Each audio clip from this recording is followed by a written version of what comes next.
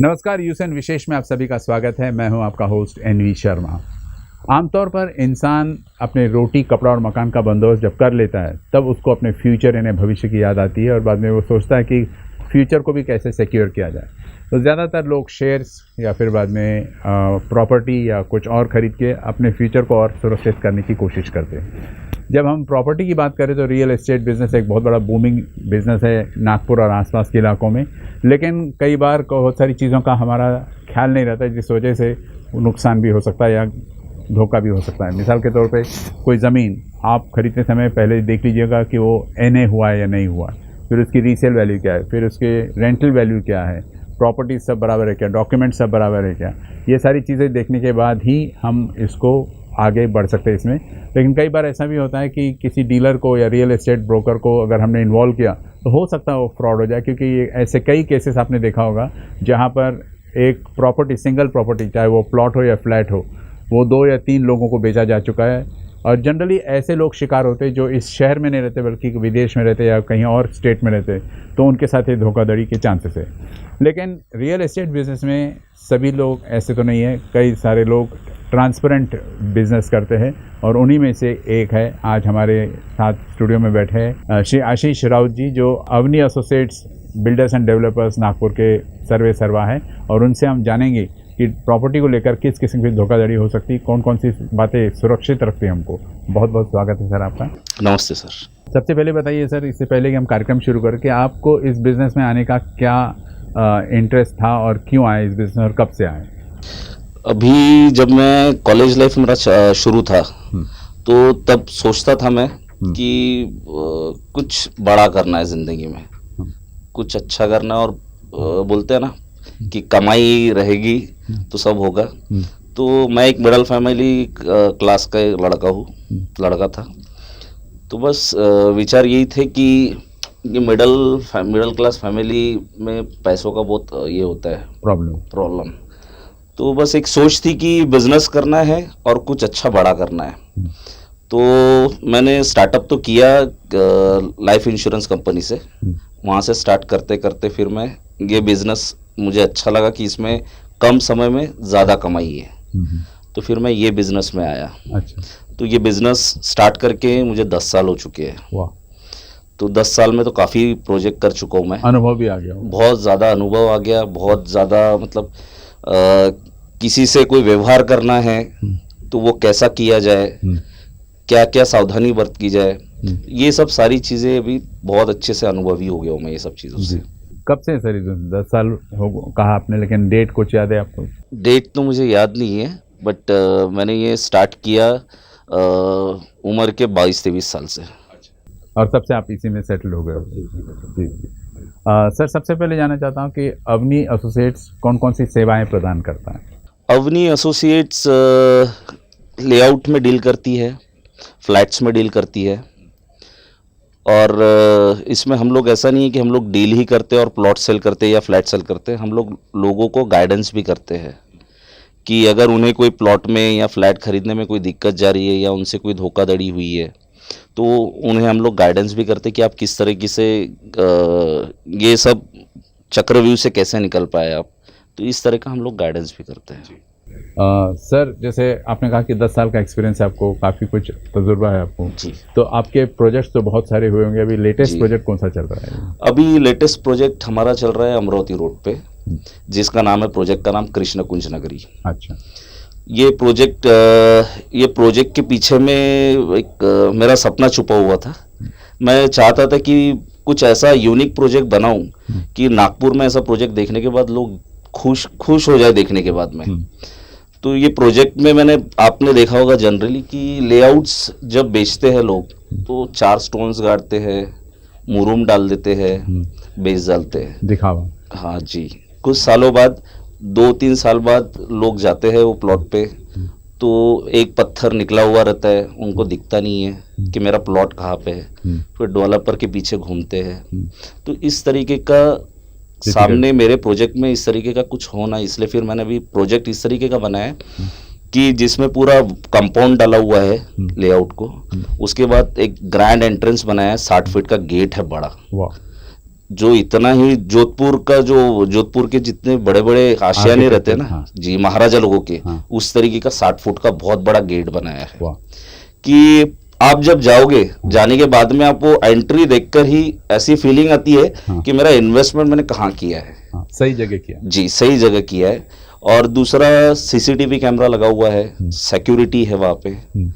आप अंदर में गार्डन बनाया हुआ है मैंने, और सारा ट्री प्लांटेशन ही किया हुआ है। ट्री प्लांटेशन में ही मैंने बहुत पैसा खर्चा किया है।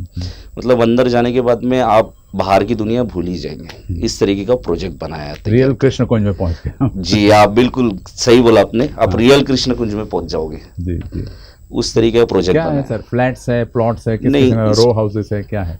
ये लेआउट का प्रोजेक्ट है। इसमें सिर्फ प्लॉट्स में सेल कर रहा हूँ, बट मैंने उसे डेवलप टाउनशिप के जैसा किया हुआ है। हाँ, जैसे आपने मुंबई में देखा होगा, मुंबई पुणे में बड़े बड़े जो टाउनशिप्स रहती है, उस तरीके का मैंने उसको डेवलप किया है। लेकिन हम लोग प्लॉट्स बेच रहे हैं खाली उसमें, डेवलप प्लॉट्स। प्लॉट्स आपके अलग अलग साइजेस के होंगे? जी, यानी प्लॉट के सभी साइजेस हमारे के बजट को सूट होना। जी जी जी, वो भी ध्यान रख के बनाया है प्रोजेक्ट कि हमारा जो स्टार्टिंग प्लॉट एरिया है वो 1000 स्क्वायर फुट से स्टार्ट होता है। अच्छा, फिर वो 8000 स्क्वायर फुट वर्गीय तक से भी। लेके हाई क्लास। बिल्कुल बिल्कुल बिल्कुल। तो अभी आप मार्केट में भी देखेंगे तो जो आरएल प्रोजेक्ट बोलते हैं, जो एनआईटी सैंक्शन है, एनएमआरडीए सैंक्शन रहता है, तो नागपुर में जो मेरा कॉस्टिंग रखा हुआ है आरएल प्रोजेक्ट का विथ डेवलपमेंट के साथ, तो वो प्रोजेक्ट नागपुर में कहीं नहीं है। जैसा मेरा एक स्टार्टिंग प्राइस है 6.5 लाख रुपए में मैं आरएल प्लॉट बेच रहा हूँ। वाह, वो भी नागपुर काफी से affordable 20 से 22 मिनट पे है। हाँ। और इसमें आपको बैंक लोन भी अवेलेबल है। आप ऐसा नहीं, प्राइवेट बैंक, नेशनलाइज्ड बैंक से भी लोन अवेलेबल है आपको। अच्छा, जी मतलब आपका टाइप हुआ होगा इन जी, बैंक से? पूरा हमारा जो डॉक्यूमेंट्स है वो बैंक से अप्रूवल किया हुआ है, एपीएफ किया हुआ है। तो आपको प्लॉट भी खरीदना है तो उसमें भी आपको इजीली लोन मिल जाएगा। लोन मिलने से आपको कैसा है, जो ईएमआई का जो बोझा आता है वो भी एकदम इजीली हो जाता है और प्रॉपर्टी आपकी बन जाती है। हम अपने दर्शकों को बता दें कि आप जितने यंग एज से शुरू करोगे प्रॉपर्टी इन्वेस्टमेंट में, उतना ही ज़्यादा आप फायदे में रहोगे, क्योंकि ईएमआई उस हिसाब से कम आता है, टेन्योर लंबा मिलता है आपको। जी, कौन कौन से डॉक्यूमेंट्स लगते हैं सर? एक कस्टमर अगर आपके पास आए तो कौन कौन से डॉक्यूमेंट्स मांगेगा या क्या क्या होना चाहिए? प्लॉट परचेस के लिए, जैसा अगर आप कोई भी प्रॉपर्टी परचेस कर रहे हैं तो आपको देखना है कि जो ऑनर है उसकी सलीड उसके खुद के नाम से है। फिर आप देखिए 7/12 उसके नाम से है क्या। फिर आप देखिए कि उसका जो लेआउट डाला हुआ है वो सैंक्शन है क्या। सैंक्शन अगर वो है तो फिर आपको इजीली बैंक लोन मिल जाता है, प्रॉपर्टी टाइटल क्लियर रहते हैं, और इसमें आपको फ्यूचर में भी कोई तकलीफ नहीं होती है। जैसा आपको रीसेल करना है तो रीसेल करोगे आप, तो किसी के पास कैश इतनी रहती नहीं है खरीदने के लिए। अभी एक सपोज एक एग्जांपल, जैसा आज खरीदा किसी ने मुझसे प्लॉट 6 लाख रुपए में, 4 साल 5 साल बाद वही प्रॉपर्टी अगर 20 लाख रुपए की हो जाती है, तो 20 लाख रुपए कैश तो किसी के पास रहती नहीं है। तो फिर एक ही जरिया है लोन का। तो उस तरह की प्रॉपर्टी है मेरे पास। लोन की बात की आपने, तो लोन में कौन कौन से डॉक्यूमेंट्स ज़रूरी होते हैं बैंक को दिखाने के लिए, कोई भी फाइनेंशियल इंस्टीट्यूट को दिखाने के लिए? फाइनेंशियल इंस्टीट्यूट को दिखाने के लिए जैसे जो सैलरीड होती है, जो ऑनर की होती है, दूसरा होता है आपका 7/12, तीसरा होता है सैंक्शन। मतलब नेम चेंज हुआ है नहीं? जी, हाँ। मतलब वो ऑनर के नाम पे है क्या। हाँ। पुराने जो आजकल तो बैंक 30 साल पुराना रिकॉर्ड मांगती है। अच्छा, 30 ईयर्स बैक, मतलब आपके पहले 30 साल पहले ये प्रॉपर्टी किसकी थी, कहाँ से कन्वर्ट होते हुए अभी आई है, तो आज प्रेजेंट लेटेस्ट में आपका नाम है क्या। जी। तो ये सब सारे डॉक्यूमेंट्स हम लोग बैंक में देते हैं। बैंक के ऑडिट में बैठे हुए उनके एडवोकेट्स रहते हैं, वो सर्च रिपोर्ट बना के देते हैं, एक लीगल रिपोर्ट की डॉक्यूमेंट्स सारे ओके हैं। फिर वो हमें एक सर्टिफिकेट अप्रूव करवाते हैं, जिसे एपीएफ बोलते हैं हम लोग। तो वो सर्टिफिकेट मिलने के बाद में फिर हमारी जो भी कस्टमर्स रहते हैं जिन्हें लोन चाहिए, तो बैंक उनको फिर इजीली लोन देती है। जी। अब बैंक जब बीच में है तो आपको डॉक्यूमेंट्स नहीं भी समझते, हाँ। तो भी कोई प्रॉब्लम नहीं, क्योंकि बैंक है। हाँ। बैंक पैसा कैश कर रही है, और बैंक तो आपसे ईएमआई पे ले रही है। तो बैंक है तो बैंक अपना लीगल काम करके ही लोन देती है। जी, मतलब वो ठोक बजा के फिर बाद में स्टार्ट जी होता है जी काम। जी जी। सर आपने इसकी बात की, डॉक्यूमेंटेशन की बात की, ग्रीन बेल्ट से येलो बेल्ट पे आ जाता है तो जी। उसके लिए कौन कौन से आपको चीज़ों का सामना करना पड़ता है, दिक्कतों का सामना करना जी, पड़ता अभी जैसा कैसा है कि अगर कोई ग्रीन बेल्ट है है? तो ग्रीन बेल्ट को कन्वर्ट करने के लिए हम्म, आपको एनआईटी में उनके कुछ डिमांड्स निकलती है, उतने पैसे भरने होते हैं। वो भरने के बाद में वो green belt automatic yellow belt में कन्वर्ट हो जाता है। तो उनकी कुछ डिमांड रहती है, तो वो डिमांड भरनी होती है। जी सर, जैसे कि मैं इंट्रोडक्शन बता रहा था कि कई बार ऐसा होता है, फ्रॉडुलेंट प्रैक्टिसेस होते हैं, जैसे कि एक ही प्लॉट या एक ही फ्लैट को 2 या 3 लोगों को बेच दिया जाता है, और ख़ासकर शिकारी वो बनते हैं जो किसी और शहर में रहते हैं या किसी अदर कंट्री में रहते हैं, तो वो शिकार हो जाते हैं इससे। तो इससे कैसे बचा जाए, कैसे आप इसको टैकल करते हैं? इससे बचने के लिए तो मैं एक ही सलाह दूंगा कि आप अगर कोई प्रॉपर्टी परचेस करते हैं जिस पे बैंक लोन अवेलेबल है तो आप वही प्रॉपर्टी खरीदिए। क्या होता है कि प्रॉपर्टी के डॉक्यूमेंट्स हर किसी को नहीं समझते, तो वो क्या करता है, बातों पे जैसे बातें सपने दिखाए जाते हैं, बातें किए जाते हैं, उस पे हम लोग विश्वास करके प्रॉपर्टी खरीद लेते हैं। तो मेरा कहना है कि आप विश्वास मत करो। आपको जो भी प्रॉपर्टी पे, अगर आप कोई भी प्रॉपर्टी खरीद रहे हैं उस पर अगर बैंक लोन है तो ही आप वो प्लॉट परचेज कीजिए, सिक्योर रहता है। तो सिक्योर रहेगा वो, क्योंकि वो ऑलरेडी बैंक के लीगल एडवाइज़र्स जो है वो लोग सारे डॉक्यूमेंट्स देख चुके रहते हैं, छानबीन कर चुके रहते हैं, वो होने के बाद में ही वो आपको लोन देते हैं। तो जिन्हें नहीं समझता है तो वो एकदम थंब रूल है ये, लोन मिल रहा है तो प्रॉपर्टी क्लियर है, नहीं मिल रहा तो मत लीजिए। और अगर नेशनलाइज बैंक से लोन मिलता है very good, well and good. पुराना पहले जो था कि एनएटीपी सैंक्शन होता था, अब एनएटीपी बंद हो चुका है, आरएल सैंक्शन होता है अभी। तो एनएटीपी वाले जो प्लॉट्स है उन्हें नेशनलाइज बैंक लोन नहीं देती है, उन्हें प्राइवेट बैंक लोन देती है। और जो एनए प्लॉट्स है उन्हें प्राइवेट बैंक उन्हें भी लोन देती है, बट उनका 16% 17% पे इंटरेस्ट चार्ज करते हैं। जी, वो काफ़ी हैवी हो जाता है। और दूसरा फिर सैंक्शनिंग के लिए फ्यूचर में बहुत तकलीफ होती है, तो उससे क्यों ये सब इसमें रहना है। उससे अच्छा है आप बैंक से, अगर जो नेशनलाइज बैंक में जो प्रॉपर्टी के लिए लोन दे रहे हैं तो वो प्रॉपर्टी परचेस कीजिए। फ्यूचर में आपके बच्चों को या फैमिली को तकलीफ़ ना हो तो आप वो प्रॉपर्टी परचेस कीजिए। जी, बहुत अच्छी सलाह दी आपने। जी एक यहाँ पर इम्पोर्टेंट स्टेप है ब्रोकर का।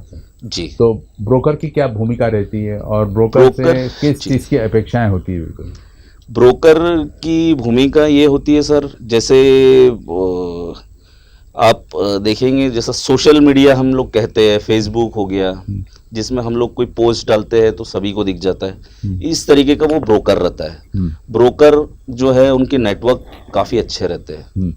जैसा भी कोई बड़ा प्रोजेक्ट है तो ये अकेला तो ऑनर बेच नहीं पाएगा, ये थ्रू चैनल ही जाता है। तो ये ब्रोकर जो है, इनके बिना तो हम लोग वर्किंग कर ही नहीं पाते, क्योंकि ये लोग मार्केट में, पूरा मार्केट ये लोग घूमते रहते हैं, दिन भर सर्वे करते रहते हैं, कहाँ क्या बिक रहा, क्या हो रहा है, क्या चल रहा है।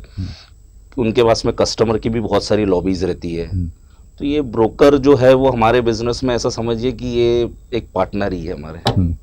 तो इस तरीके का ब्रोकर का नेटवर्किंग का काम रहता है। मतलब इन पर रिलाय किया जा सकता है, भरोसा किया जा सकता है? नहीं, भरोसा नहीं किया जा सकता। भरोसा भी देखिए, अभी भरोसा मेरा तो ये कहना है कि भैया जिनकी प्रॉपर्टी है आप उनसे मिलिए, ब्रोकर को पैसे मत दीजिए या ब्रोकर के बहकावे में मत आइए। आप जिनकी प्रॉपर्टी है उन्हें जाके मिलिए, उनके नाम से पेपर्स है क्या वो देख लीजिए, फिर डील कीजिए। आप ब्रोकर पे आप भरोसा करके प्लॉट परचेस करने गलत चीज़ है, धोखा हो सकता है। धोखा हो सकता है। तो सावधानी इसी में है कि आप जो ऑनर है उनसे मुलाकात कीजिए, उनसे बात कीजिए, उनके पेपर्स देख लीजिए, उनके नाम से क्या, तो धोखा नहीं होगा। एफएसआई की बात करते हैं सर, एफएसआई पहले 1 हुआ करता था, बाद में बढ़ा, तो एफएसआई के बारे में क्या? एफएसआई का तो सर मेरा ये कहना है एफएसआई का कि अभी आप देख ही रहे कि सिटी के अंदर में, नागपुर में एफएसआई की वजह से सब बिल्डिंग से बड़ी बड़ी बन रही है और पॉल्यूशन हो रहा है। उसका उल्लंघन भी किया गया है। जी, उल्लंघन भी होता है। और दूसरा कैसा है कि पॉल्यूशन भी होता है, पॉल्यूशन होता है, फिर जैसे जैसे बिल्डिंगें बनेंगी, छोटे छोटे कमरे बनेंगे, लोगों को सांस लेने में तकलीफ होंगी। इसलिए मेरा कहना है कि बढ़िया, इससे बेटर है कि आप कृष्ण कुंज नगरी में प्लॉट लीजिए इंडिविजुअल आपका, और बढ़िया घर बनाइए और मस्त हैप्पी और हेल्दी लाइफ जिए, नेचर के बीच में। नेचर के बीच में। सही कहा सर आपने। एफएसआई को आजकल एक कंपाउंडिंग करते हुए बिल्कुल वो उसको मैनेज कर लेते हैं, ये लीगली सही है या गलत? ये तो गलत है। हाँ, पर करते हैं अभी। हाँ जी। प्लॉट डेवलपमेंट की बात करते हैं सर, जनरली कुछ बिल्डर्स ऐसे होते हैं जो कहते हैं कि आप हमने आपको बेच दिया प्लॉट, अब आप उसको डेवलप कीजिए। कुछ बिल्डर्स ऐसे भी होते हैं कि हम आपकी मदद करेंगे, आप उसको डेवलप कर लीजिए। तो आपका अवनी एसोसिएशन में क्या रोल रहता है? हमारा ऐसा है कि हमारा एनआईटी के साथ में एक डेवलपमेंट एग्रीमेंट बना हुआ है कि जैसे जैसे मैं वहाँ वर्किंग करूँगा वैसे वैसे मेरे प्लॉट रिलीज होंगे। अच्छा। हाँ, जो प्लॉट रिलीज होते हैं आरएल लेटर बोलते हैं, रेगुलराइज ऑथेंटिकेशन लेटर, तो वो जैसे जैसे प्लॉट रिलीज होंगे वैसे जैसे जैसे मैं काम करूंगा वैसे वैसे प्लॉट रिलीज होंगे। तो ऐसा एक डेवलपमेंट एग्रीमेंट बना हुआ है। जैसा एक आपको बता दूं, जैसा शिवरेज लाइन हो गई, मैं अगर शिवरेज लाइन बनाऊंगा तो फिर मेरे 25% प्लॉट रिलीज होंगे, वो सेल के लिए रेडी रहेंगे। फिर प्लॉट बाकी के प्लॉट सेल के लिए रेडी नहीं रहेंगे। वो होने के बाद में मैं वाटर पाइपलाइन डालता हूँ, फिर 25% रिलीज होंगे। फिर मैं स्ट्रीट लाइट लगाता हूँ, फिर 25%, ऐसे step by step plot release होते हैं। लेकिन सर कई सारी दिक्कतें भी आ जाती है सीवरेज लाइन को लेकर, या वाटर पाइपलाइन को, या इलेक्ट्रिसिटी या रोड्स, इनमें तो उसको आप कैसे टैकल करते हो? नहीं, ये सब डेवलप करके हमें कस्टमर को देना है, इसके बिना हमारे प्लॉट रिलीज नहीं होंगे। नहीं, लेकिन ऑफिशियल एजेंसी से तकलीफें आती होंगी। हाँ, वो तो आती है सर, भी हर काम में तकलीफ आती है, छोटा रहो या बड़ा रहो, तो हर काम में तकलीफ है, बस सामना करते जाना है। और जब अपना टाइटल क्लियर है तो फिर प्रॉब्लम कुछ नहीं होती है, आती ही नहीं। कृष्णकुंज कितने एरिया में फैला हुआ है सर? ये 20 एकर्स में फैला हुआ है सर। 20 एकर्स में आप क्या क्या इसमें सर, इसमें गार्डन रेडी किया हुआ है। हाँ, ये ऑलरेडी ऑन साइट रेडी है? रेडी है अभी। हाँ। इसमें एकदम ग्रैंड एंट्रेंस दिया हुआ है, आपने कहा। तीसरा दिया हुआ है, इसके अंदर में वाटर पाइपलाइन है, गटर लाइन है, तार रोड है। फिर इसमें बच्चों के खेलने के लिए एक ग्राउंड बनाया हमने, प्ले ग्राउंड, जिसमें बास्केटबॉल का ग्राउंड है एक, और एक टेबल टेनिस का है। दूसरा स्विमिंग पूल भी है इसके अंदर में। तो ये सब सारी चीज़ें इसके अंदर में, लेआउट्स के अंदर में हम लोग दे रहे हैं। मतलब न केवल नागपुर के विदर्भ के लोग, बल्कि इंडिया के कहीं की भी रहने वाले लोग इसका आनंद ले सकते हैं, क्योंकि आपने एक नेशनल स्टैंडर्ड का एक प्लॉट डेवलप किया या एरिया डेवलप किया। लोग कैसा सर, इन्वेस्टमेंट करते हैं या प्लॉट परचेस करते हैं, फिर वो साल 2 साल 3 साल जाते नहीं है। मेरा कंसेप्ट ये है प्रोजेक्ट का कि आपने प्लॉट खरीदा है तो आपकी इच्छा होनी चाहिए अंदर से कि मैं वहाँ पे जाता हूँ, फैमिली के साथ में वीकेंड करता हूँ। तो इस तरीके का वो प्रोजेक्ट बना है। मतलब देखने के बाद में अभी जितने भी कस्टमर्स हमारे गए तो सभी ने तारीफ की है। मतलब ऐसा रॉन्ग कमिटमेंट कहीं से नहीं मिला, मैं सभी ने तारीफ की है। तो उस तरीके का कंसेप्ट बना है कि आपने प्लॉट खरीदा तो आप खुद चलकर आना चाहिए प्रोजेक्ट के पास। उस तरीके का प्रोजेक्ट डेवलप किया। लेकिन कई सारे लोग इन्वेस्टमेंट पॉइंट ऑफ व्यू से लेकर रख लेते हैं और शहरों में रहते थे। जी, तो मैंने जो डेवलप किया आपको पता है टाउनशिप जैसा, तो उसको फार्म हाउस भी आप टैकल करके यूज कर सकते हैं। कि एक बना लिया और 20 मिनट लगते हैं, 20-22 मिनट जाने के लिए।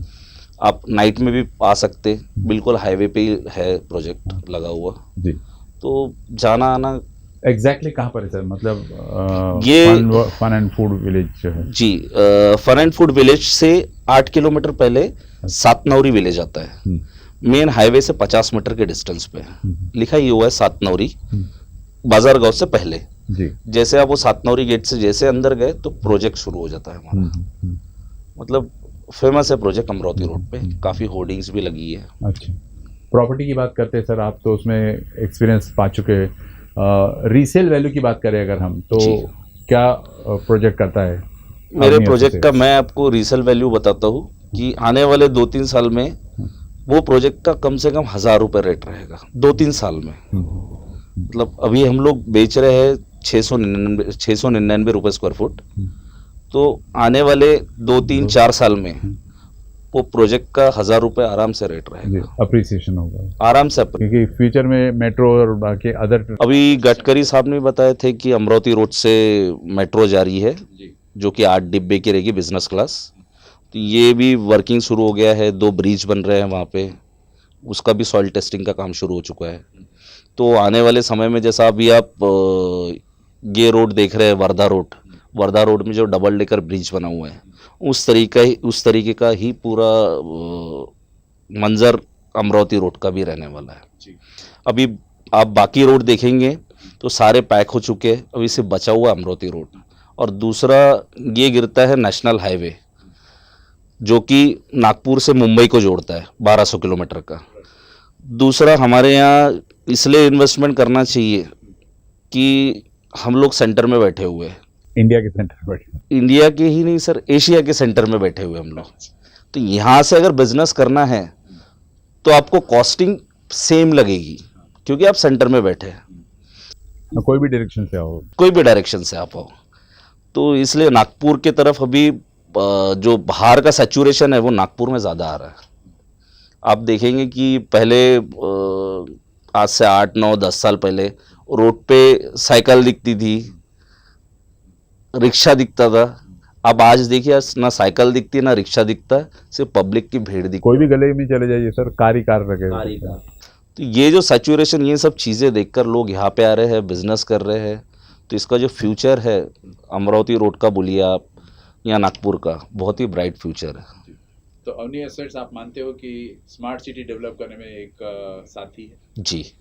कैसे सर, स्मार्ट सिटी की बात अभी आपने की है, तो प्रोजेक्ट में मैंने आपको पहले ही बताया कि मैंने ट्री प्लांटेशन पे बहुत ज़्यादा खर्चा किया है। मतलब आप ट्री प्लांटेशन देखने के बाद में आप बोलेंगे कि क्या चीज़ आपने डेवलप की हुई है यहाँ पे। तो स्मार्ट सिटी अपन बोलते हैं तो एक तो क्लीन होना, सिटी क्लीन रहना चाहिए, हरी भरी रहना चाहिए। तो उस तरीके का मैंने मेरे प्रोजेक्ट में स्मार्ट सिटी बनाने के लिए मेरा योगदान दिया है। हाँ, हाँ। उस तरीके का आपको देखे शायद और भी इंस्पायर हो जाए और आगे वो भी साथ दे, सहयोग देगी। लेआउट्स में सर लोग नॉर्मली प्लॉट्स डालते हैं और बेचते हैं, मैंने वो वाला काम नहीं किया है। मैंने ग्रीनरी को भी देखा है कि नहीं, यहाँ आने के बाद में लोगों को हरा हरा दिखे, दिल खुश हो जाए। और सारे नेचर्स भी डेवलप किया मैंने वहाँ पे। आप शाम के समय में देखेंगे 4-5 बजे तो बर्ड्स आके बढ़िया बैठे रहते हैं। ये सब सिटी में नहीं देखने मिलता, उस तरीके का पूरा डेवलप किया, मतलब लिविंग इन नेचर। यस। और दूसरी बात, एक बिगेस्ट एडवांटेज आपका है कि आप नागपुर बॉम्बे हाईवे पर आपने इसको प्रोजेक्ट को साकार किया। जी जी। टिप्स देना चाहोगे तो क्या दोगे सर आप, जो दर्शक हमारे इस प्रोग्राम को देख रहे हैं? टिप्स मैं ये देना चाहूँगा कि जैसे बाकी के लोग डेवलपर्स हो गए, लोग बोलते हैं कि लोग सपने दिखाते हैं, हम सपनों को सच करते हैं सर। अवनी एसोसिएट सपनों को सच करती है। Well sir. और वो चीज़ मैं तो ये कहना चाहूँगा कि एक बार आप अवनी एसोसिएट्स में ऑफिस में आइए या कृष्ण कुंज नगरी में आइए जो अमरावती रोड पे है। आप आने के बाद में एक बार सिर्फ आइए, आप आने के बाद में आप बोलेंगे कि हम लोग बोलते हैं ना हेवन, जन्नत। तो प्रोजेक्ट जो बनाया हुआ है, जो डेवलप किया हुआ है, आप आने के बाद में ये ज़रूर बोलेंगे कि आपने जन्नत बनाई है यहाँ पे। और आप देखने के बाद में भी ये भी मेरी 200% गारंटी है कि प्लॉट ज़रूर खरीदेगा, जो भी मेरे प्रोजेक्ट में आएगा वो प्लॉट ज़रूर खरीदेगा, ज़रूर करेगा। जी। इस तरीके का डेवलप किया हुआ है जो कि नागपुर में नहीं डेवलप किया हुआ है। इस तरीके का प्रोजेक्ट बना हुआ नहीं है अभी तक, क्योंकि मैं भी 10 साल से वर्किंग कर रहा हूँ। तो ये प्रोजेक्ट उस तरीके का बनाया है मैंने। फ्यूचर प्लान्स क्या है सर आपके? सर इससे और बड़े बड़े प्रोजेक्ट्स करने, और ऐसा प्लान है कि अच्छा बड़ा एक टाउनशिप मुझे बनाना है। ये भी मेरा ड्रीमी प्रोजेक्ट है। हाँ। बहुत कई सालों से सोच के रखा था कि अकेला करना है और इस तरीके का प्रोजेक्ट बनाना है।